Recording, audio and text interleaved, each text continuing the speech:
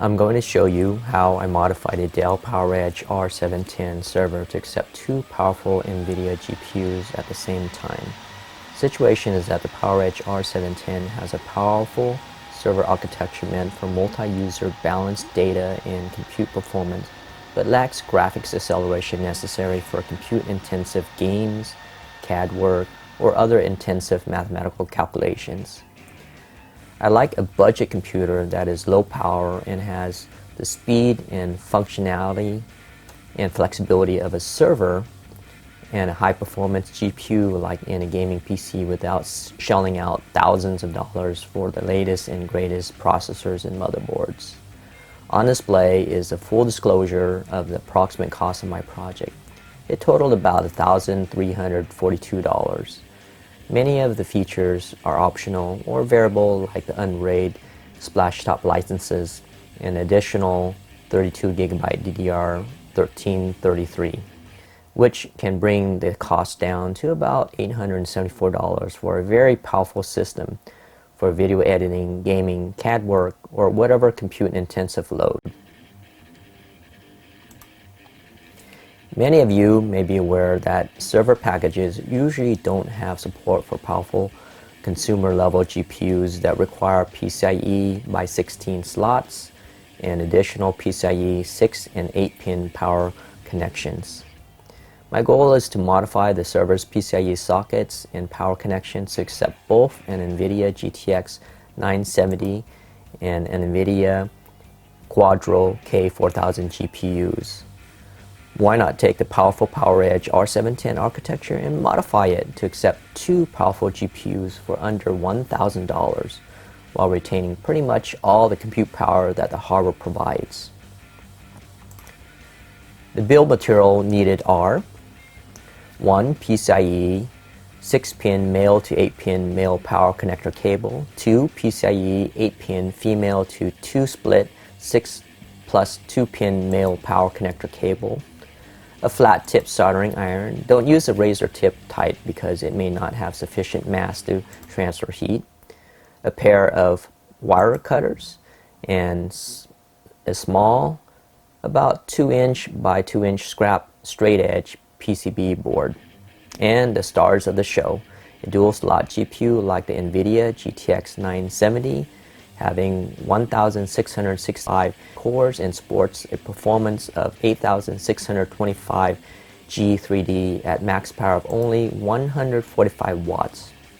And a single slot GPU like the nVIDIA Quadro K4000, having 769 cores and sports a performance of 2,882 G3D at max power of only 80 watts. Important consideration about the GPU to use would be the form factor to fit inside the server and the available PCIe slots.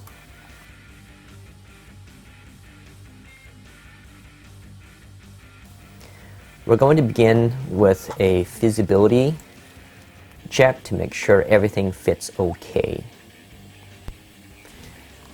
Disassemble any existing server components around the riser cards, paying close attention to the order, placement, and alignment pins and rails. The R710 Riser 1 card has a small blue release button that needs to be depressed to remove the card. The R710 Riser 2 card has a top blue release latch that needs to be depressed to remove the card. Note the alignment rail to the right and 2 pins at the bottom. Here's a close-up view of Riser 1. It has 3 PCIe 2.0 by 4 closed-end sockets. And here's a close-up view of Riser 2. It has 2 PCIe 2.0 by 8 closed-end sockets. Take the scrap piece of PCIe board to make sure it can fit inside the PCIe sockets. The scrap PCIe board will be used as protection while I notch the ends of the PCIe sockets. Let's start notching the riser PCIe sockets. I first tried the soldering iron razor knife tip. It wasn't hot enough to quickly melt through the PCIe plastic. Instead, I used a flat tip soldering iron, set the temperature to about 400 degrees Celsius. Here I'm notching riser 2 bottom PCIe socket, gently pressing the flat tip soldering iron at the PCIe socket edge until the tip touches the scrap PCB board. Gradually melt away sufficient material and frequently test that the scrap PCB board is seated flatly across the notched opening. Continue this process until you've melted away sufficient material and the PCB board is seated flatly across the notched opening.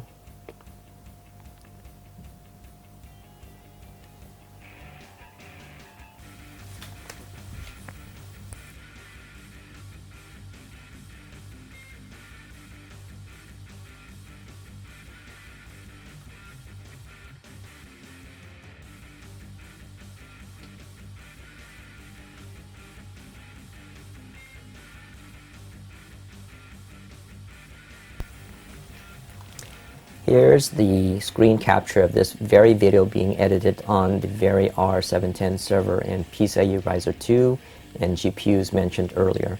Obviously, this project was a success.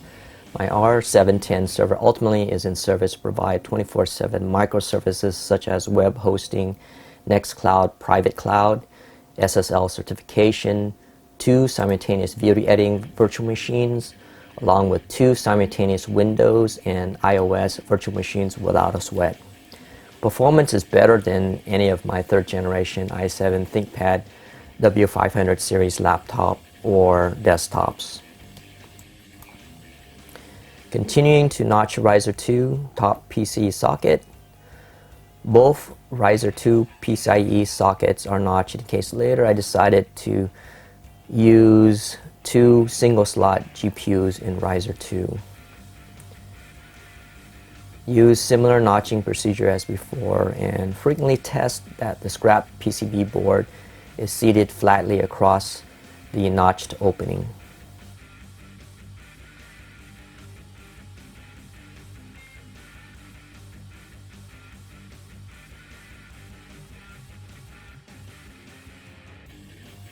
Here's a close-up of the finished notched PCIe sockets.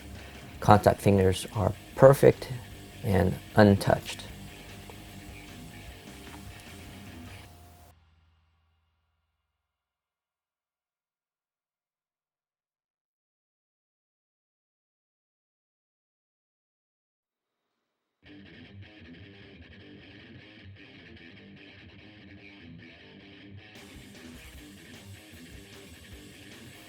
Moving on to notching Riser 1, I'll just notch the top PCIe socket since the bottom 2 sockets are reserved for storage devices.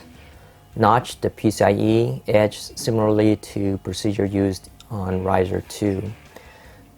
Keep in mind that Riser 1 has 3 PCIe 2.0 by 4 sockets. So that means that you're only getting by 4 performance, and most GPUs are either by 8 or by 16. In this particular case, I'm using the nVIDIA Quadro K4000, which is actually a PCIe 2.0 by 8. So even if I'm using it by 4, it should be okay. The performance should be pretty decent. The bandwidth would be far more than enough than I need.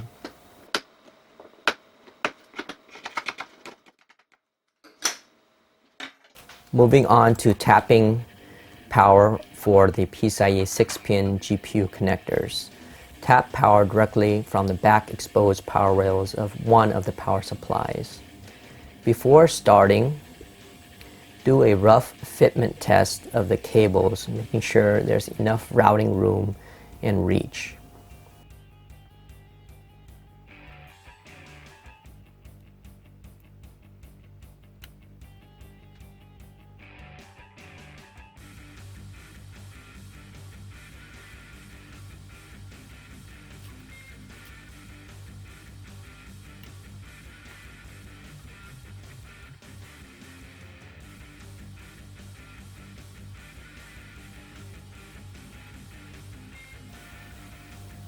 Plug and power on server.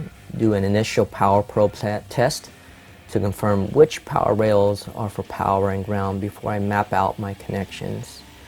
The R710 is a dual power supply system. It doesn't matter which power supply rails are probed, both power supplies share the same rails.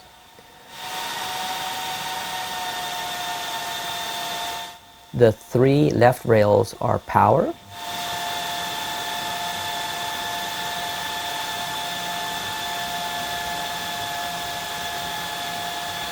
and the three right rails are ground. Record the power measurements for later verification.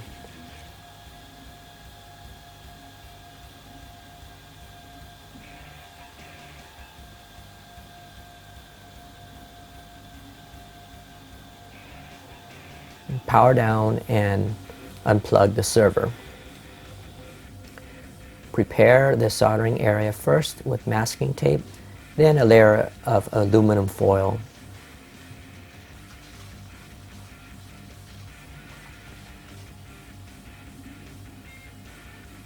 Trim off the ends of the PCIe 6-pin male GPU power connector if it's not already.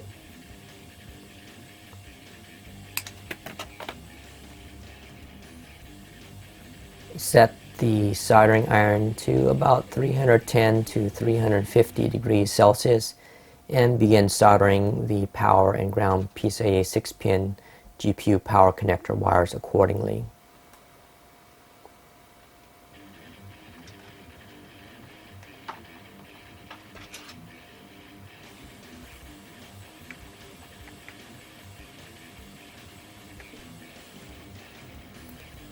When done soldering all 6 pins, gently tug on the soldered wires to make sure solder is good. Clean up the work area and use the masking tape to pick up any loose debris from the motherboard.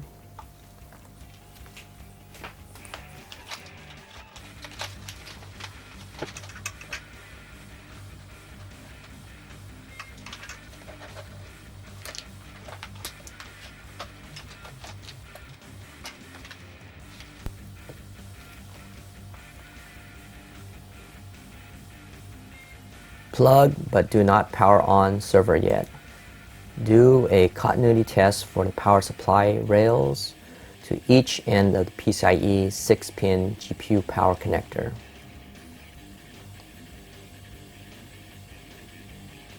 Check that no power rails are shorted to any of the ground rails.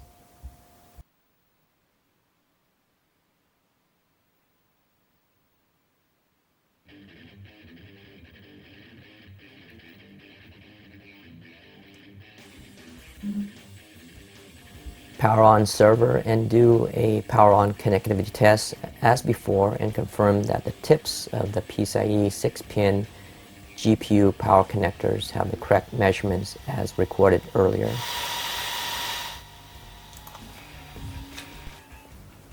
Power down and unplug the server. Putting everything together. Loosely fit a dual slot GPU in riser 2. It's tight space, so you need to do some PCB yoga by gently loosely aligning sockets, pins, rails until everything falls into place before final seating.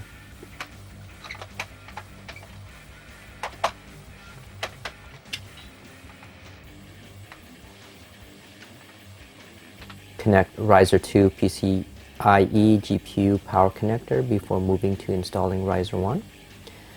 For riser 1, pay attention to the 2 bottom alignment pins. Similarly as previous riser, loosely align sockets, pins, rails until everything falls into place before final seating.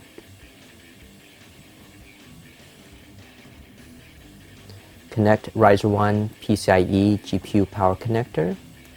Cable management should provide for good airflow by not bunging up the wires into one spot as shown in video. Run the excess cables to over the shroud as shown. Moment of truth. Plug in and power on server. Powers on nicely with GPU fans power on self-test. Note in the back there, the GPU fans are rolling away. Very nice, we got good power. Once the server cover is on, all the fans quiet down to a gentle hum.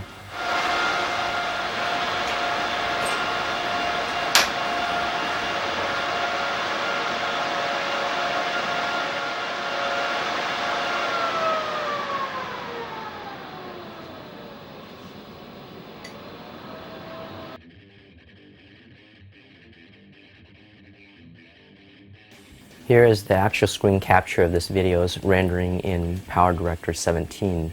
As you can see from the timeline, there are reasonable extensive edits to this video. To the left is the Unraid server dashboard. This video was put together after over 70 days of the server being up 24/7. I would say this setup is quite stable and usable as a remote virtual machine. To the right is the load on the CPUs, GPUs, and memory. Let's start the video edit rendering process and see if we can make this server hurt.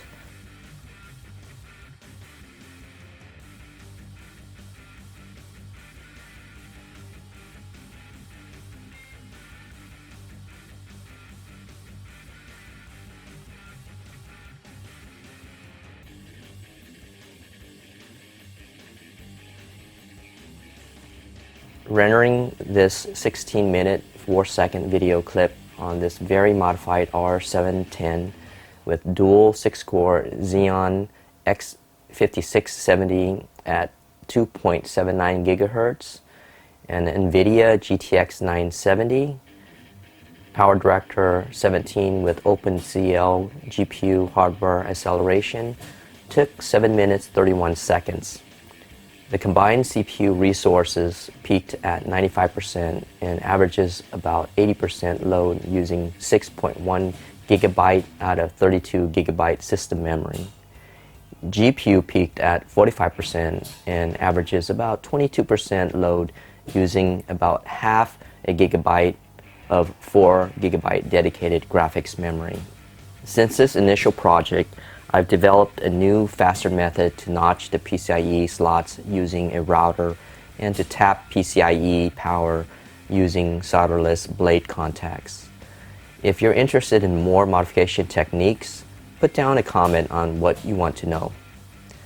Much of my help with Unraid server came from Space Invader 1. Look him up on the internet. Thank you, Ed. And thank you to the folks at LimeTech for bringing Unraid. It's awesome.